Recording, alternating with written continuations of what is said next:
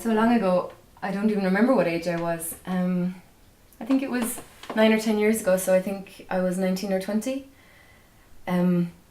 I took a year out of college and went to Germany because I was trying to figure out who I was, and I didn't feel like I could do that in a place where everybody knew me. I felt like I had a role set out for me and I had to fulfill that. So I wanted to get out of the country. And I ended up spending a few years there actually, but I did eventually return and finish my degree. I met a load of lovely people there who liked me for who I was. And I met Peter.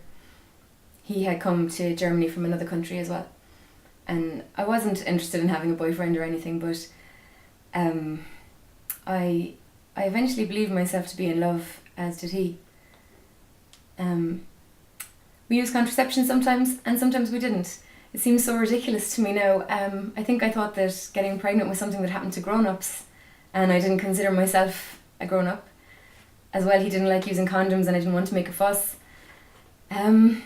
So I got pregnant. I didn't realise at first. When my period was due, I had pain and discomfort, the usual, but that was all. So I was worried. So about a week after that, I did a pregnancy test. I don't remember how I felt. In hindsight, I think I was in shock. I didn't cry or anything. I dealt with it by being practical. I know women in the same situation who've been paralysed with fear, but I wanted to act straight away. There was no doubt in my mind that I wouldn't be continuing the pregnancy.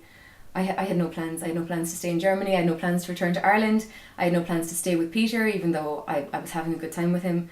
I certainly didn't want something to bind us together for the rest of our lives. And I knew as well that having a baby at this stage of my life would stop me from fulfilling the dreams I hadn't even figured out for myself yet. So I set about organising my abortion, which wasn't difficult in Germany where abortion is legal. I can only imagine the horror of facing the same prospect here in Ireland. In the end, I'd say it involved at the most 3 or 4 trips to the doctor. And that was more than most people because I had been sick afterwards with some bleeding. Peter was trying to be supportive, but I didn't want to be supported. I just wanted to get on with my life. And I did that. It was only when I returned to Ireland about a year later that things became difficult. In Germany, I had been a responsible young woman who had made a difficult decision to move on with her life. In Ireland, what I had done was something people could judge me on and find me wanting. It was something apparently that could hurt other people. It seemed to be all about morals and ethics and guilt and shame and most of all silence and secrecy. There were so many people I wanted to tell and couldn't. My mother, my little sister. So then I cried. And then I got angry. And I started to tell people.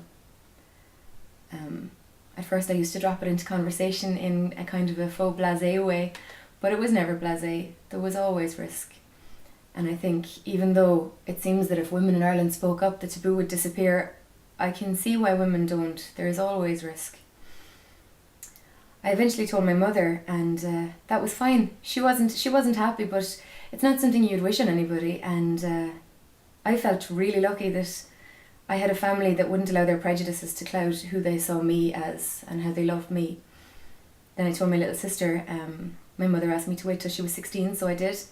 And she was interested, but no more so than if I had told her that I'd gone hang gliding. It was really nice.